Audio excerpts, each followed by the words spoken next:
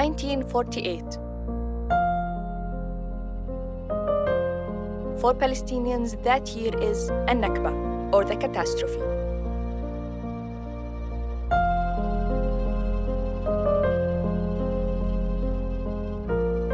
When hundreds of thousands were forced out of their homes.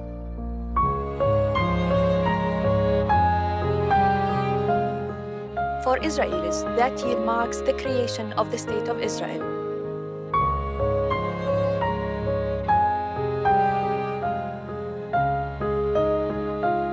As a filmmaker and as a Palestinian, this documentary series was my way to understand the events of the past that are still shaping the present.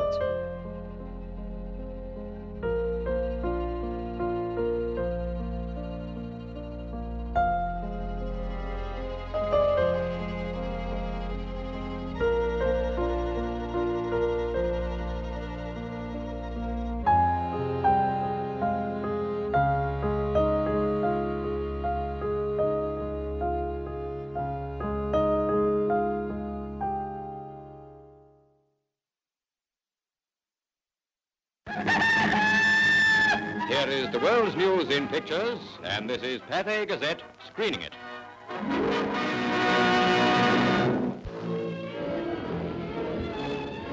Theoretically, you're due for a share of these.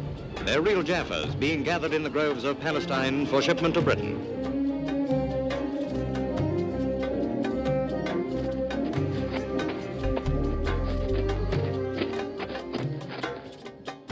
Images from another time, when Palestinians still worked their land. Few Palestinians, if any, could imagine they were to become victims of what would later be known as ethnic cleansing.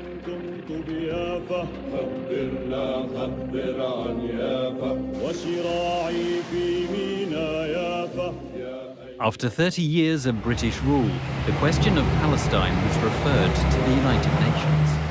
The UN now became the forum for conflict. Talks focused on dividing Palestine into an Arab and Jewish state. For granting the Jewish Agency for Palestine a hearing, when we speak of a Jewish state, we do not have in mind any racial state or any theocratic state, but one which will be based upon full equality and rights for all inhabitants without distinction of religion or race, and without domination or subjugation. November the 29th, 1947. The UN General Assembly met to devise a plan for the partition of Palestine. ثم هذه خريطة الأراضي. كما ترين اليهود لم يملكوا أكثر من 5.5% من مساحة فلسطين. United Nations Resolution 181 divided Palestine into an Arab and a Jewish state, with Jerusalem being an internationalized city. The Jewish state would be granted 56% of the land. The city of Jaffa was included as an enclave of the Arab state. The land known today as the Gaza Strip was split from its surrounding agricultural regions, making the proposed state all but impractical in the eyes of many Palestinians. The draft resolution was presented for voting. The resolution of the Dutch Committee for Palestine was adopted by 33 votes, 13 against, 10 abstentions. أمريكا بالأساس إذن وفي عهد ترومان هي التي صنعت هذا القرار ودفعت ثمنه عن طريق الضغط وعن طريق الرشاوي إلى عدد من مندوبي الدول، وقد اعترف مندوبو ليبيريا في إفريقيا والفلبين وغواتيمالا، عدد من الدول اعترفوا خطيا بمذكراتهم بالضغط الأمريكي عليهم أو على حكوماتهم للتصويت، بدل التصويت مع العرب أو التصويت أو الامتناع عن التصويت إلى التصويت مع القرار الذي أمريكا وضعته. Arab newspapers ran a name and shame list of the countries that voted for the UN partition plan, and Arab protesters took to the streets.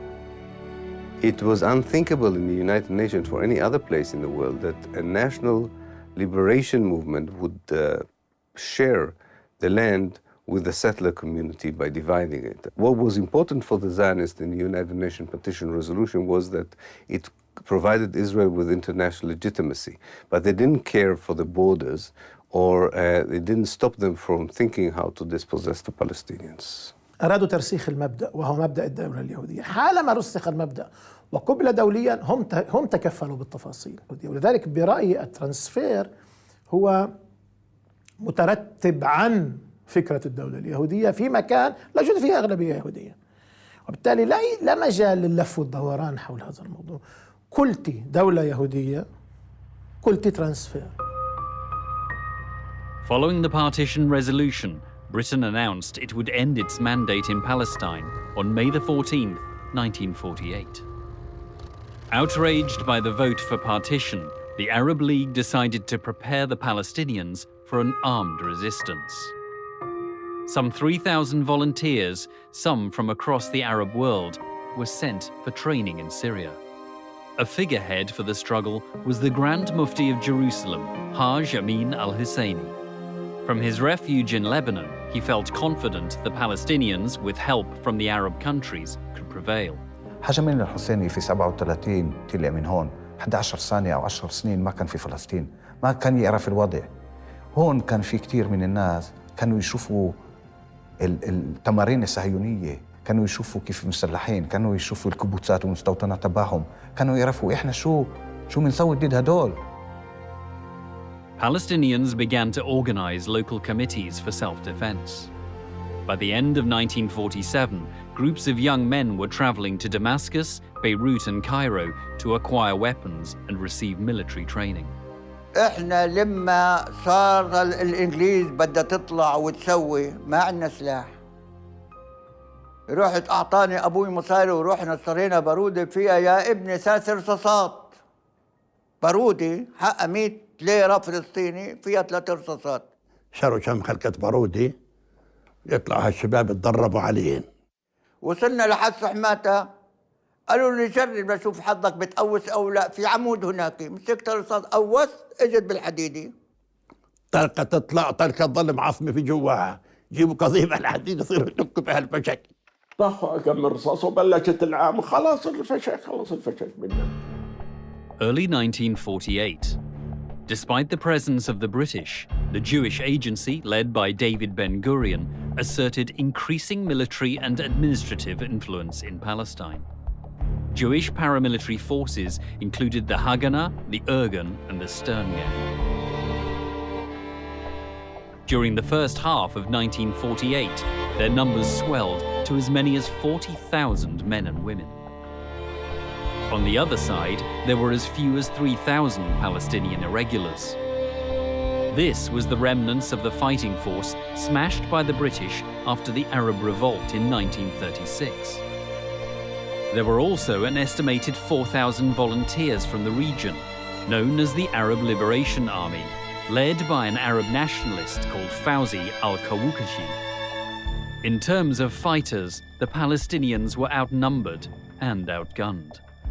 A small group of Zionist leaders and military commanders met regularly on a weekly basis from February 1947 to February 1948 for a whole year, planning the ethnic cleansing of Palestine. They didn't decide about it in a day. They had the weekly meetings, and in each week they became more and more convinced that this was the right way forward.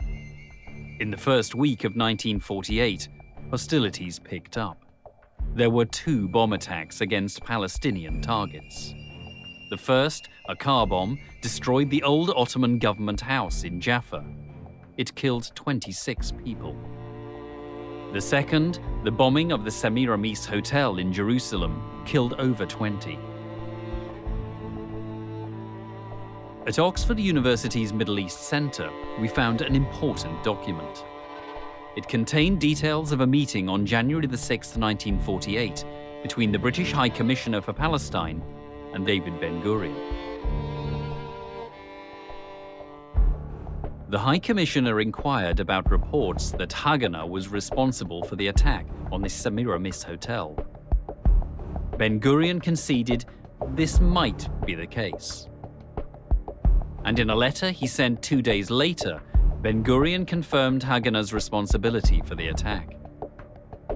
During the first 3 months of 1948, Jewish paramilitary groups carried out dozens of attacks on Palestinian cities and villages. Some operations were carried out by special units of Jews disguised as Arabs, known as Mistaravim. اليهود صارت تطلع على القرى بالليل، فاهم؟ وتعمل تحط قنابل وتسووا انفجارات ولهذا. صرنا احنا ناخذ البارودة ونحرس خوفا من انه اليهود يدخلوا يعملوا هكذا. A direct challenge to the United Nations and its powers of war prevention comes from Palestine. The definition of legal and illegal forces becomes daily more obscure. Haganah, the force first legally raised for the defense of Jewish settlements, appears to function hand in glove with Irgun Tzvai Leumi, the outlawed terrorist army. The well-trained Jewish forces began to put their plans into action. On February the 15th, 1948, fighters from the Haganah and Palmach organizations attacked the village of Caesarea near Haifa. A young man called Yitzhak Rabin is believed to have been one of the field commanders in the assault. Over 1,000 Palestinians were expelled from Caesarea as the village was torched to the ground. What the Zionist forces did, they targeted 5 villages on the coast and experimented with them to see whether it works. And they expelled the inhabitants of 5 villages under the eyes of the British soldiers who were there or still there until May 48. And they found out that it was quite easy, that it didn't take much. There wasn't much resistance. The British did not interfere. دراسة بسيطة جدا وسريعة لكيفية سقوط القرى الفلسطينية، نصل إلى استنتاج أنه كل قرية فلسطينية كانت لوحدها تواجه مخطط وهجوم عسكري من قبل المنظمات العسكرية الصهيونية. عند عدد من الضباط اليهود صاروا شافوا أنه سهل جدا تشرد أو تشتت أو الفلاحين الفلسطينيين. الموضوع اللي كان بالحركة الصهيونية إنه بدنا إحنا دولة مع أقل عدد ممكن من العرب. March the 10th proved to be a fateful day. The final meeting was on the 10th of March 1948 when they drafted a plan known as Plan D or Plan Dalit, which finalized the last details about how to expel the Palestinians and dispossess them. بن غوريون أعطى تعليمات بمصطلح نظفوا، يعني قديش بتقدروا تطردوا عرب اطردوا. A diary entry from Ben Gurion exposes the extent of the Zionist agenda. He writes, "In each attack, a decisive blow should be struck, resulting in the destruction of homes and the expulsion of the population." The Palestinian and Arab fighters were determined to resist. This newspaper from March the 16th, 1948, reports that a Jordanian volunteer, a commander of the Haifa garrison, was trying to obtain weapons. His name was Mohammed Al-Hunayti. كان والدي في حيفا، ولما رأى أن المناضلين ينقصهم التدريب والسلاح حز في نفسه، فاستثار همم ضباط الصف من الجيش العربي الأردني واستعدوا أنهم يلبسوا ملابس مدنية ويدربوا المناضلين. طبعا كلوب باشا كان قائد الجيش الأردني، طلب والدي وقال له أنت يعني ليش تعمل هيك؟ قال له أنا عربي وعلي إني أساعد أهل العرب، إحنا بندافع عن أرض العرب وعن الصخرة، وأنت ما بتعرف شو معنى الصخرة لا بالنسبة للأمة العربية والإسلامية. فلما شعر والدي أنه عليه ضغط استقال من الجيش العربي، فتوجه والدي إلى بيروت ودمشق للحصول على الأسلحة. حصل على كميات من الأسلحة. في أثناء عودته في قافلة السلاح من بيروت إلى حيفا، كانوا شباب نادي أسامة العكي بانتظارها، فعكا بيشوفوهم لليهود، قالوا احنا شايفين اليهود قاعدين بيجمعوا لك وحطوا لك موانع من 3-4 أيام، فالأفضل أنك تعود بالقافلة عن طريق بيروت دمشق عمان.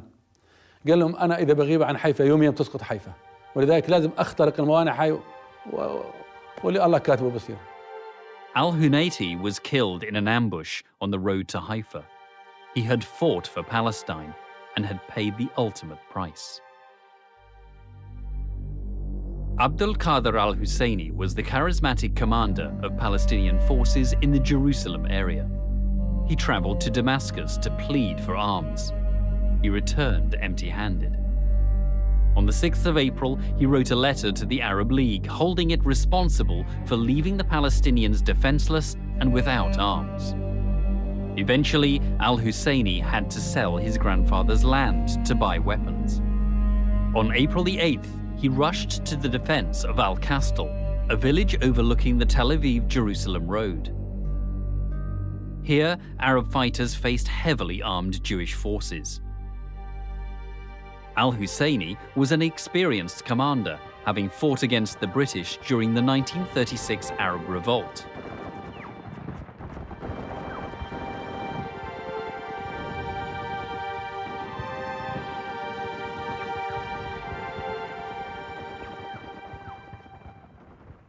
He was killed in the Battle of Al-Kastal. His funeral drew a large crowd of mourners. His death was a severe blow to the Palestinian morale. Jewish forces were gaining the upper hand. They began to seize areas that the UN partition plan had allotted to the Arab state. In this land grab, little discrimination was made between fighters and civilians. At dawn on April 9, 1948, a combined force of Irgun and Stern Gang fighters moved into the village of Deir Yassin, near Jerusalem. The result was a massacre. Over 100 Palestinians were killed, including women, children, and the elderly.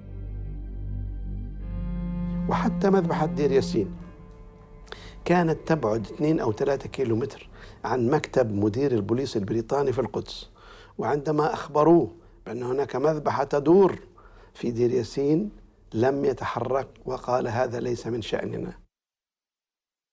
The British very sadly let down the Arab population. Of that there is no doubt.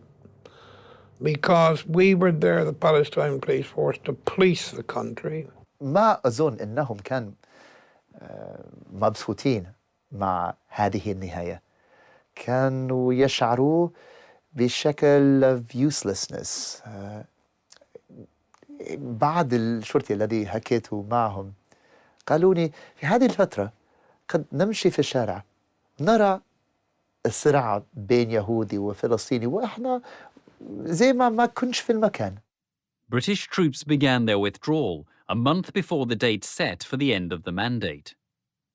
As soon as they moved out of an area, Jewish fighters moved in. كان كامب الجيش البريطاني، وهذا الكامب كان سبب في خروج البلد أو القضاء على البلد. فكانت استلمته الإنجليز زي ما قلت لك، والإنجليز أجوا في الليل طلبوا من اليهود يستلموا الكامب، سلموه في الليل. فهذول أهل القرى القراب راحوا يستلموا المعسكر الكامب، ففاجأوا في اليهود. راحوا لك اليهود مركزين، لما قربوا اليهود رشوا اللي رايحين، إيش مات وإيش انجرح. اللي انجرح يزحف يوصل بين الشجر والقمح، واللي ما ظل مات، ولا حدا جابه ولا إيش. بريطانيا أعطت سلاحها لليهود. كانت اليهود مدرعاتها دباباتها أسلحة كلها سلمت اليهود وطلعت بريطانيا. جاء دولة طبرية في 16 نيسان، وجاء الجيش البريطاني كان في طبرية يحذر السكان العرب بأن عليهم أن يغادروا المدينة. بعض السكان بدأوا بالمغادرة، بقي منهم عدد كبير للدفاع عن المدينة. ووالدي كان من العائلات الفرنسية التي بقيت ورفضت أن تخرج من المدينة في 16 شهر و17 شهر. فجاء ضابط بريطاني إلى والدي باعتباره قسيس، أنه يا قسيس عليك أن تغادر المدينة حتى يغادر أبناء الطائفة المدينة. فقال والدي لا، لن أغادر، هذه بلدي وفلسطين بلادي وأريد أن أبقى حيث أنا. وقال الضابط حجة زعمي مألوف أنه اليهود لهم حق بفلسطين. والدي كان عنده جواب كافي أنه لا حق لليهود بفلسطين. ضابط جاء بشاحنة وبالقوة وضع والدي وشقيقتي. والدتي كانت بالمستشفى مريضة بالقلب، جيء بها أخرجت من المستشفى وضعت بالشاحنة وأخرجوا من طبرية. ولم يبقى في طبرية إلا عدد محدود من المقاتلين واستشهدوا جميعا. On April the 18th, the British army withdrew from the city of Tiberias. Before leaving, they forced some 5,000 of the city's Arab inhabitants to evacuate their homes. The following day, Jewish forces seized Tiberias. شاهدت بأم عيني كيف كانت العبارات البريطانية تنقل الفلسطينيين من حيفا إلى عكا. عملية ترحيل الفلسطينيين شاركت بها القوات البريطانية. April the 21st. By noon, the last British troops completed their withdrawal from Haifa. That very afternoon, the city was stormed by thousands of Haganah fighters.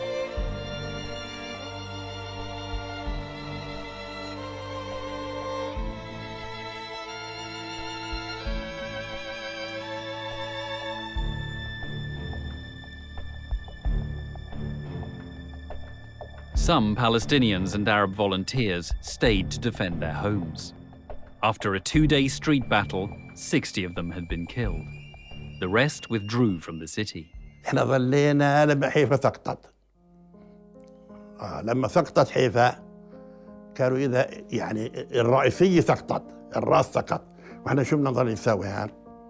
طلعت العالم.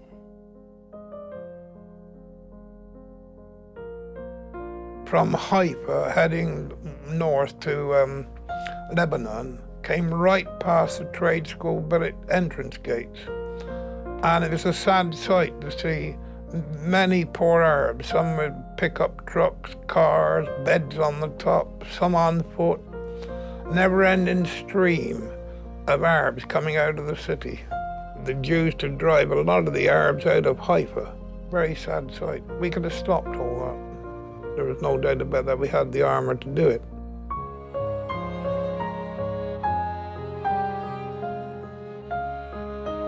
"50,000 Arabs were forced to flee their homes in Haifa, never to return. Today, a memorial stands in the city. Erected by the Israelis, it commemorates what they call the liberation of Haifa.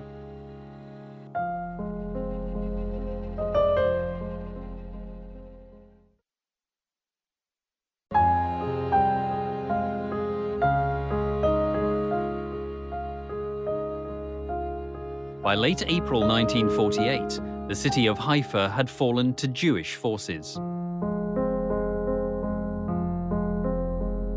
The coastal town of Jaffa was now their next target. قتال في يافا، منطقة الجبلية من أشرس المناطق اللي كانت تقاتل، هي متاخمة لتل أبيب والجوار هذول، تقاتل دفاعا عن يافا. تعرف مين كان يقودها؟ امرأة. يعني قيادة القوة اللي كانت المتطوعين اللي كانوا هناك امرأة اسمها مهيبة خورشيد. هذا للتاريخ كمان، وأنا شايفها بلباسها العسكري ومقاتل. Although designated as part of the Arab state in the 1947 UN partition plan, Jewish forces set their sights on Jaffa. During the last week of April, bombing of the city intensified. The city's inhabitants were forced to flee the shelling, by sea to Lebanon and by road to East Palestine and Jordan.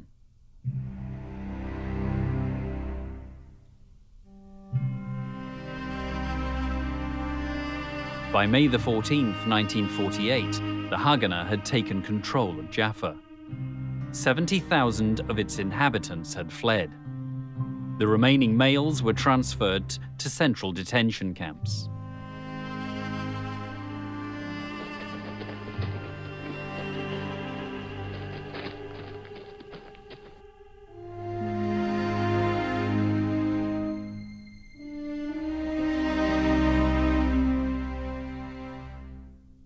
Detainees were forced to bury the corpses of fellow citizens now rotting in the streets.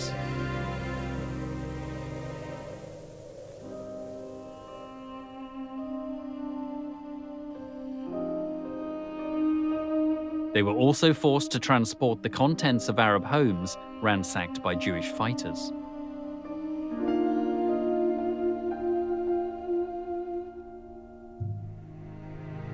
كانوا يأتون بالشاحنات ويفرغوا المنازل العربية من كل محتوياتها الهامة. يعني من مفارقات القدر أنه كانوا يأخذون المكتبات الهامة زي مكتبة السكاكيني ونقول زيادة وحتى المكاتب العادية، وتؤخذ إلى حيث تودع اليوم في المكتبة الخاصة بالجامعة العبرية في القدس.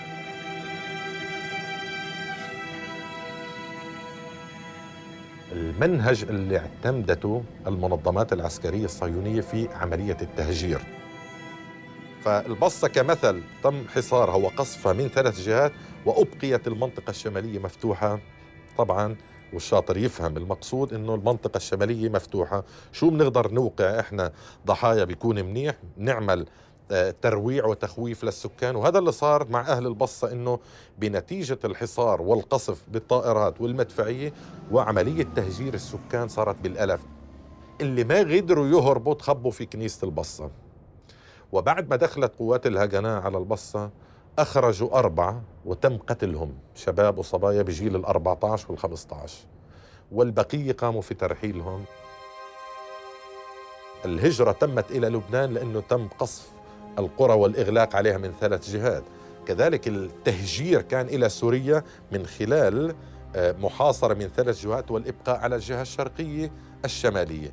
فيما يتعلق في القرى الفلسطينية المحاذية لمنطقة الغور نفس الأسلوب.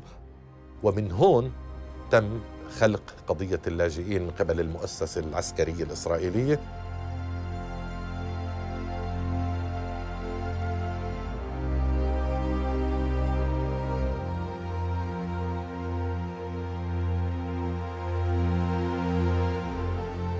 It happened many times that the Israeli very holy soldiers took 10 of the youngsters in the middle of the village, shot them just in order to kill them, in order that all the others will see it and run away. And if it's not enough, they took others also. The Palestinians left of their own accord and in the expectation of a triumphal return. Another variant of this version is that the Palestinians left on order from their leaders to clear the decks for the invading Arab armies, and they were promised that after the great Arab victory they will be able to return to their homes. So that is the traditional Zionist version, and it's completely untrue. And there is a massive amount of hard evidence to contradict this version. Half of the Palestinians who became refugees were already expelled from their houses by May 1948. So I could say that out of the 530 Palestinian villages that were destroyed in the 1948 Nakba, half of these villages were already demolished by the 15th of May.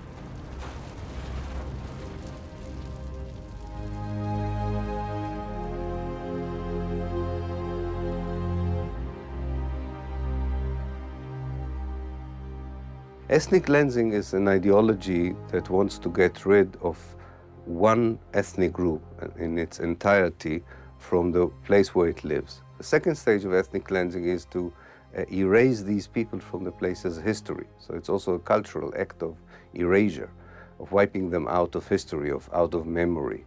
And the third stage is to make sure that they will never come back. Although the British Army was still present in Palestine, Jewish paramilitaries seized control of 5 major cities. Some 200 villages were destroyed. Ahead of the full British withdrawal, more than 350,000 Palestinians were driven from their land. May the 15th was the date set for the end of the British Mandate. Yet for the Jews, this posed a problem. The 15th fell on a Saturday, the Sabbath. So celebratory announcements of the Jewish state were sent out a day earlier, on Friday, May the 14th. The British Army hastened their retreat. The Jews had been gearing up to take over. In fact, they were issuing Jewish stamps before the 14th of May. A few days before, I've still got 2 franc. They're issuing their own stamp. They were geared up, mind. They were geared up and ready to go. No doubt about that.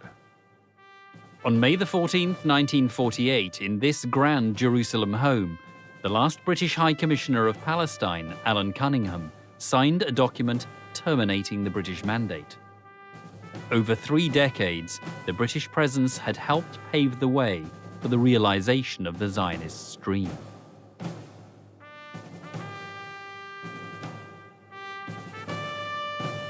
The minutes of Britain's mandate are ticking to an end. In the morning, Cunningham inspected the Guard of Honor in front of his Jerusalem home. He then flew to Haifa.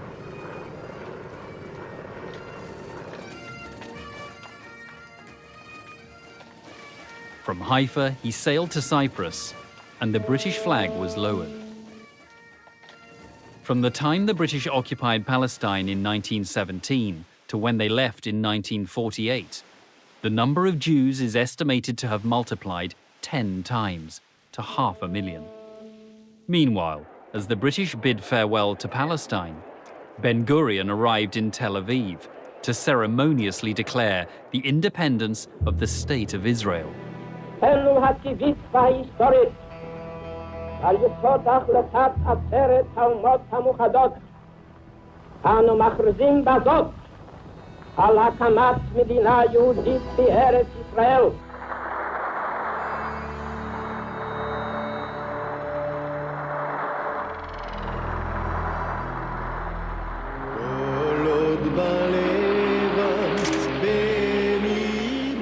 The State of Israel was signed into existence at the stroke of a pen by 25 leading members of the Jewish community.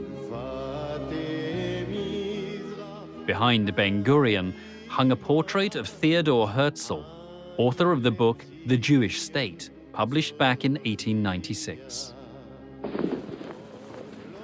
The Star of David was hoisted, the very same flag that had been raised at the settlement of Rishon LeZion in 1885.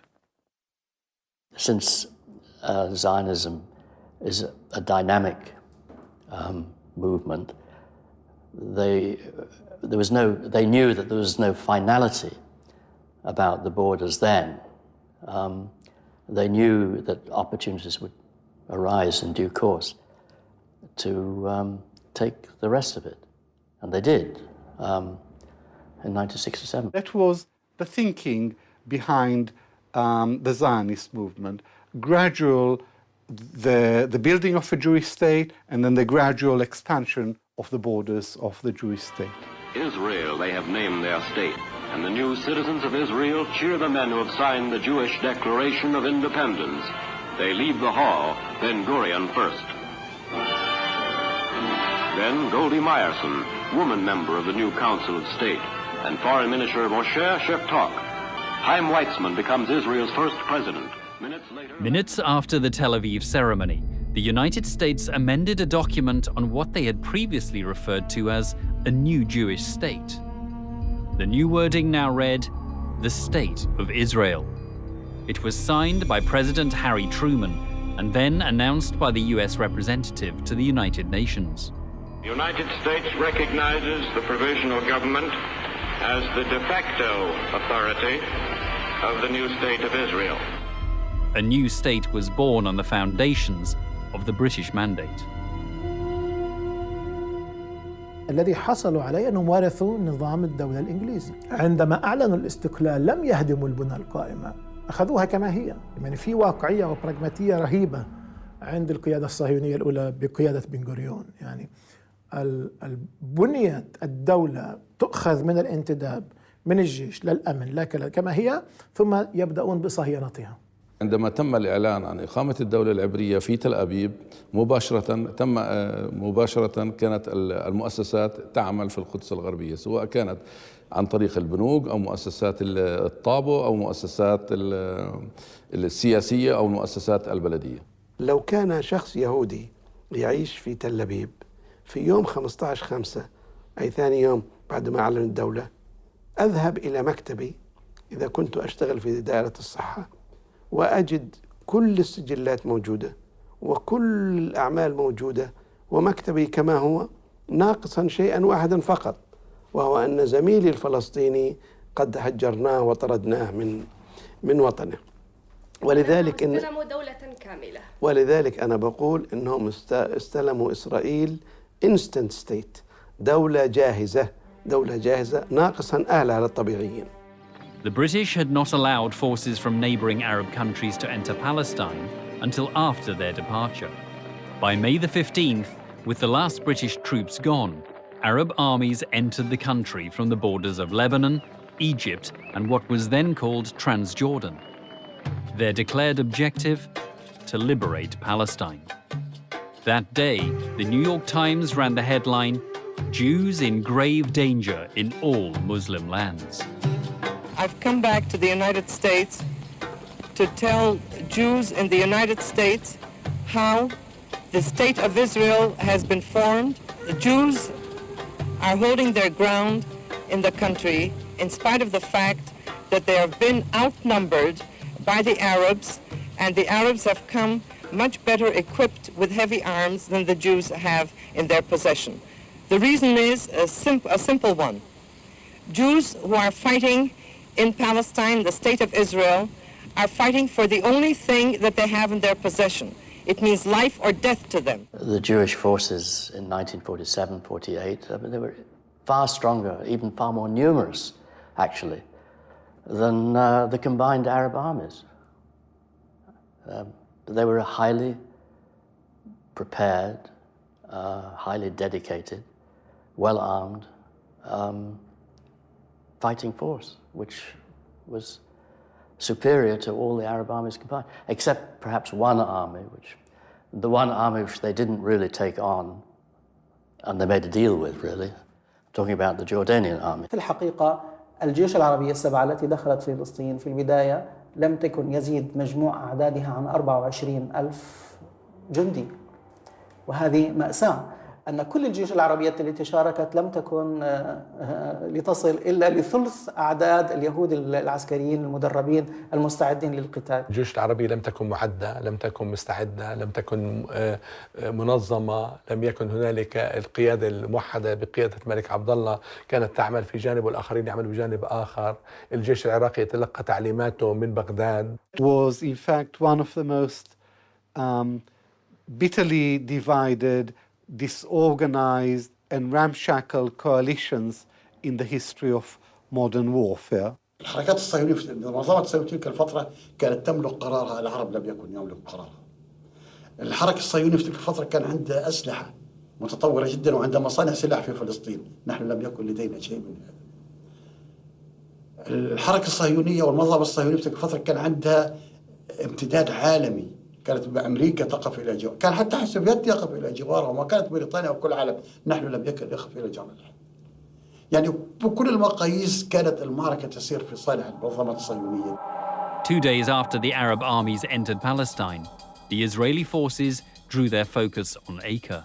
جاءوا اليهود واحتلوا تل نابليون، ومن هذا التل بدأوا يطلقون نيرانهم على البلدة القديمة. كنا ننتظر مجيء النجدة العربية، لم يأتي أي أحد.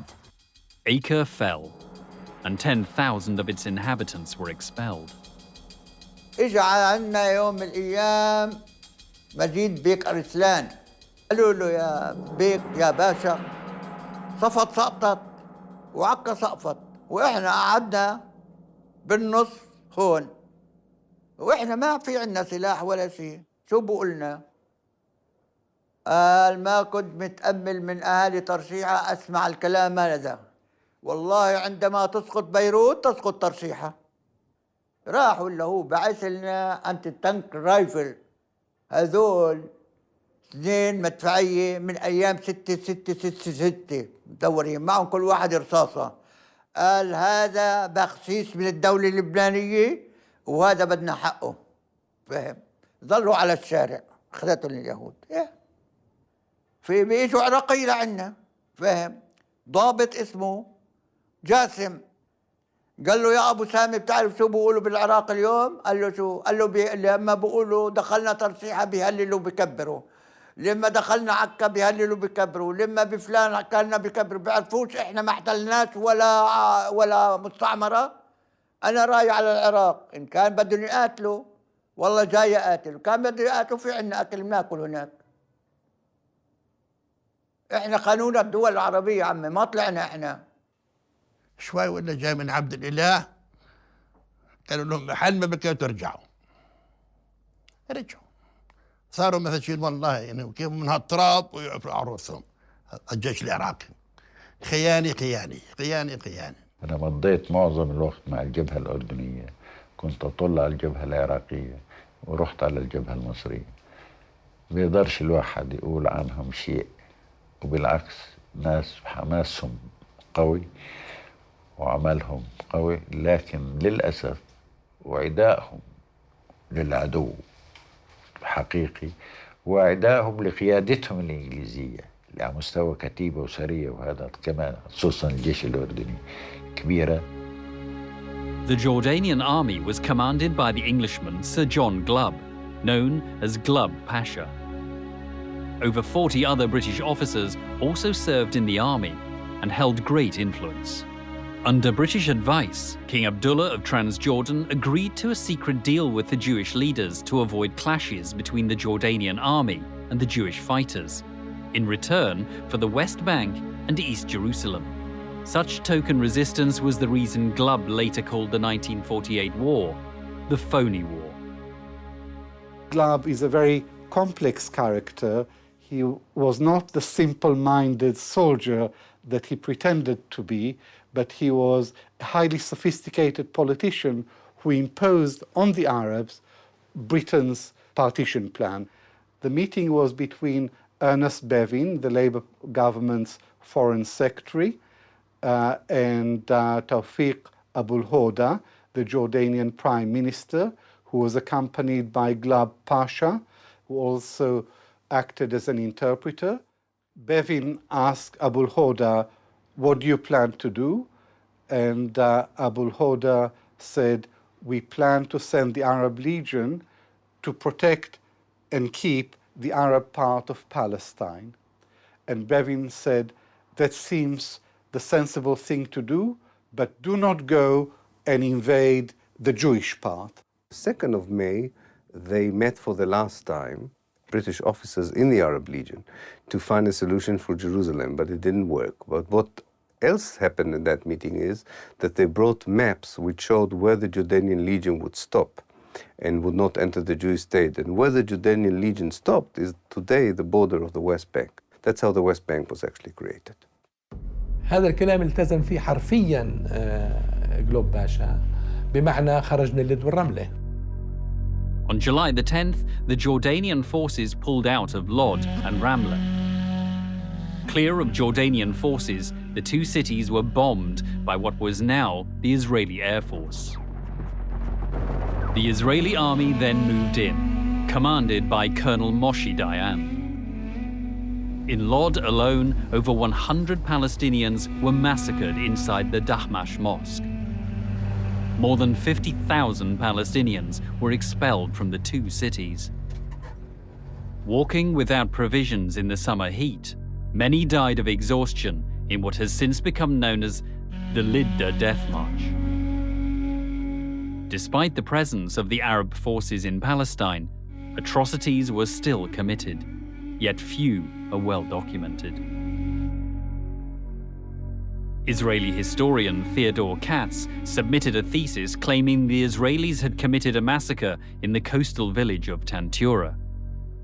They closed all the 4 sides of Tantura, kind of a boat from the Israeli Young Navy that was closing the side of the seashore in order that they won't be able to run away.